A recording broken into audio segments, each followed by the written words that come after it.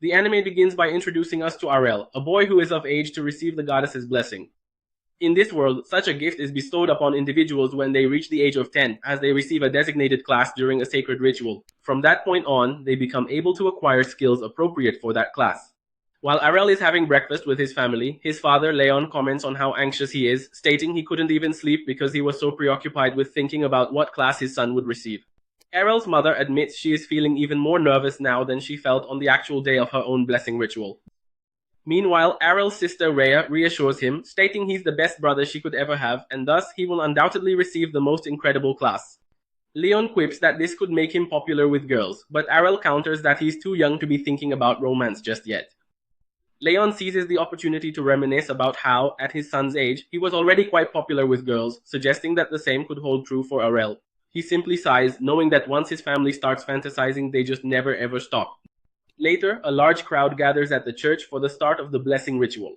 The priest then instructs the children to step forward individually, beginning with those on the right. The first boy to come forward has the priest's hand placed on his forehead, who then casts a spell, allowing them to see the blessing being granted. Flames, a hammer, and the smell of iron materialize before his eyes, and the priest announces the boy will become a blacksmith.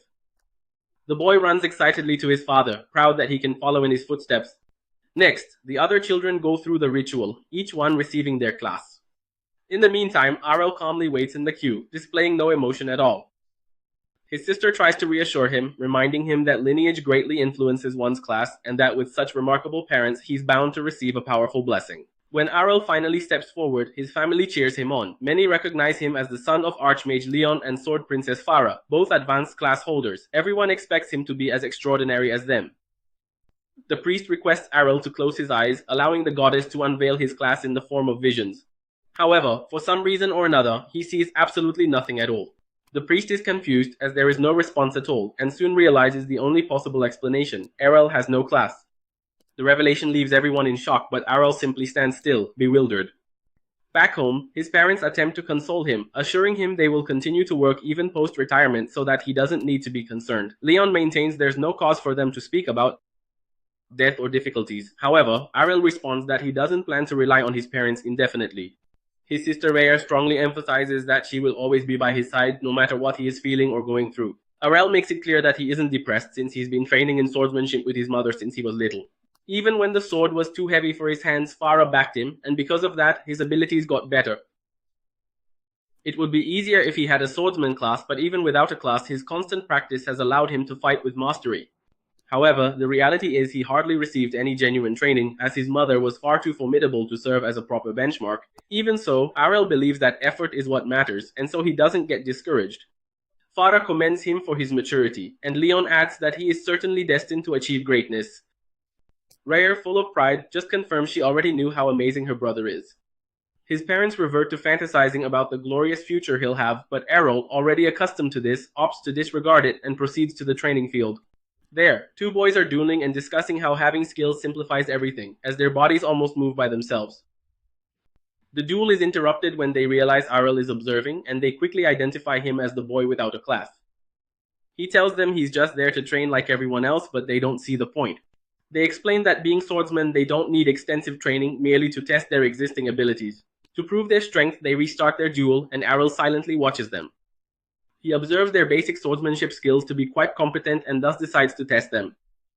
He interrupts their duel, intending to challenge one of them, but the boys are incredulous at the notion of someone without a class facing a swordsman.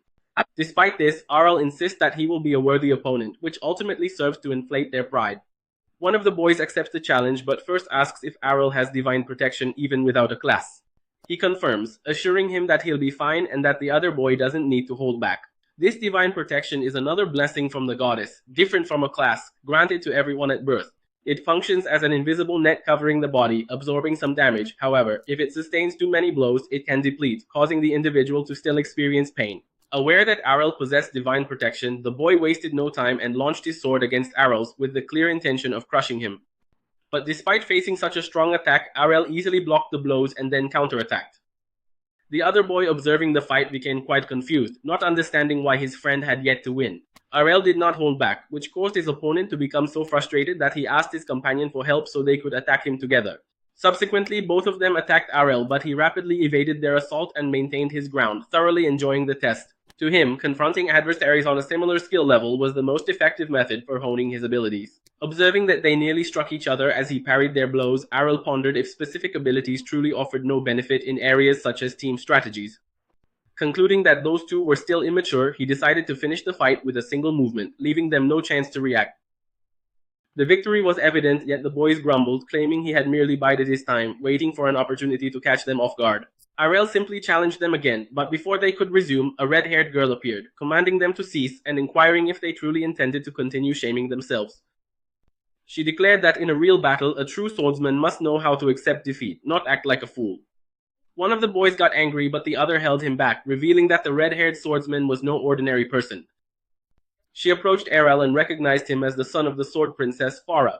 Because of that, she concluded he must have inherited some of his mother's innate talent, even without having a class.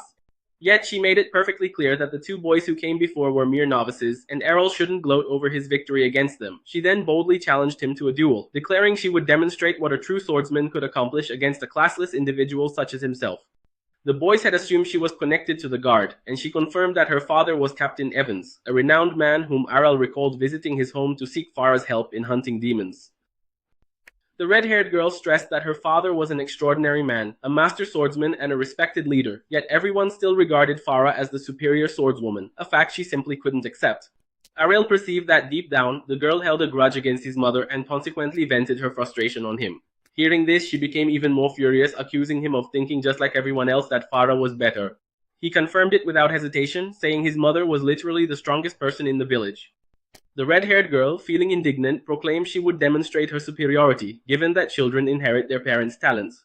Before the duel, she boasted that she had been training for a full year, had already achieved intermediate skills, and learned various techniques from her father. Therefore, there was no chance Arel could defeat her. He in turn replied that he had also been trained by his mother and had no intention of losing. Without hesitation, both of them immediately engaged in battle, trading swift and skilled blows while the other boys observed with great surprise. It was truly unbelievable that Arel didn't possess a class, as he was capable of keeping pace with someone having intermediate skills. The red-haired girl was undeniably stronger than the rest, but Arel observed her rage made her reckless, presenting him with an opportunity for victory. When he found an opening, he lunged forward, but to his surprise, she employed a technique known as the double blade cut, delivering 2 strikes in a single motion and forcing him back. Even she was impressed he blocked it at such close range, but Arel fell in pain, clutching his stomach and demanding to know how she'd attacked from 2 sides at once. She explained it was a special technique, impossible for someone without a class to withstand. He countered that he wouldn't be so confident, and the redhead admitted that he, at the very least, had courage. Days later, Arel woke up in his room, still exhausted, and immediately fell back asleep. His sister Rhea tried to rouse him from his sleep, and after breakfast, she inquired if he would resume his specialized training, gently reminding him that there was no need to exert himself excessively, as her dream was to create a world where he could live in comfort. Arel disregarded her idealistic visions and departed, causing her concern, as he had been spending extensive hours away from home since the day he returned full of injuries. To appease her, Farah presented a box filled with broken practice swords, clarifying that each and every one had been utilized by Arel. The fight with those kids ignited something in him, making him train relentlessly. Rhea admitted that she was genuinely impressed, as even without a class he hadn't been held back in his development. In fact, he seemed to be thriving. Nevertheless, she was still determined to build a better world for her brother. In another scene, we see Arel training in the forest, managing to perform 2 cuts at once, just like the red-haired girl had done. He smiled, completely satisfied, realizing the intentional blows he took to master the technique had truly been worth it. All of a sudden, a goblin jumps out from the bushes to attack him, but Arel reacts, instantly executing the double blade cut with perfect precision. The monster immediately falls defeated, but a roar soon reverberates, disclosing the presence of a much larger and more perilous creature, far too close to the village. He knows he ought to immediately alert the guards, but before he can depart, he hears a child's scream coming from that direction. Having no time to seek aid, he resolves to rush to the rescue of anyone in peril on his own. Hidden among the vegetation, he spots the red-haired girl with whom he had dueled at the training grounds. She is gravely wounded, having just faced an enormous goblin. It was quite unusual for such monsters to come so near the village, but upon noticing distinct training marks on a tree, Arel deduces the red-haired girl had been practicing in the woods, inadvertently attracting their attention. This time, a much larger goblin discovered her. Arel then prepares himself for battle. He is aware that against gigantic foes, he needs to concentrate more on his body's posture rather than his wrist strength. Reaction time is everything, but he knows he has what it takes to defeat the monster. The red-haired girl, exhausted, just waits for her own death, resigned. However, just before the goblin can finish its task, Arel lands a perfectly timed strike, splitting the creature in half. She watches on in shock, yet quickly passes out due to a heavy loss of blood. He catches her before she falls to the ground, and then realizes that her divine protection has completely run out. He then asks about her holy water, but seeing the broken bottle, decides to offer his own. After drinking and recovering, instead of thanking him, the red-haired girl demands to know what technique he used. Arel replies that it was the double blade cut, but she remains unconvinced, as such an ability typically necessitates possessing the corresponding class. He admits it's really complicated, but that's exactly why he trained twice as hard. According to him, anyone with sufficient strength, speed, and timing can perform it, as the power is derived from the momentum. He also reveals he only managed to learn it because she used that technique multiple times in their last duel. Observing her closely was the key for him to decipher the move, and he has not stopped thinking about it since that moment. The confession not only leaves her flustered, but also deeply confused, as she knew it wasn't a simple matter, despite having witnessed it herself. Arel explains that he despises losing, which is precisely why he trained diligently to guarantee victory the next time they met. Upon understanding this, the red-haired girl challenges him to a rematch, stating that since he had saved her life and provided her with the holy water, it was the least she could offer in return. Arel accepts the challenge, and during their battle, he astonishes her by delivering a third cut using the technique, an act previously deemed unimaginable. She can't grasp how that's possible, as the move's limited to just 2 strikes. He explains that because his version isn't bound by an official skill, it has no restrictions and can be modified according to his own unique capabilities. Nevertheless, the red-haired girl maintains it's merely a poor imitation lacking a proper class, asserting it could never surpass the technique of a true swordsman. Arel, knowing she wouldn't be convinced by words alone, decides to prove it with his actions. She gets ready to counter the 3 slashes, but Arel moves with such speed that she can't keep up, quickly cornering her. He explains he improved his speed after watching her refined version of the double blade cut, tweaking the details of his execution until he surpassed his own limit. Having no other option, the red-haired girl accepts her defeat as Arel departs content. Days later, during dinner, Farah mentions that Captain Evans's daughter has departed for Breya, known as the City of Swords. She herself had lived there in the past, back when she was part of an old guild before she got married. Upon hearing this, Arel begins to contemplate a visit there himself, not merely to explore the location, but also to ascertain the full extent of his capabilities in strength and skill, even in the absence of a class. Thus ends the first chapter, making it clear his journey's just begun.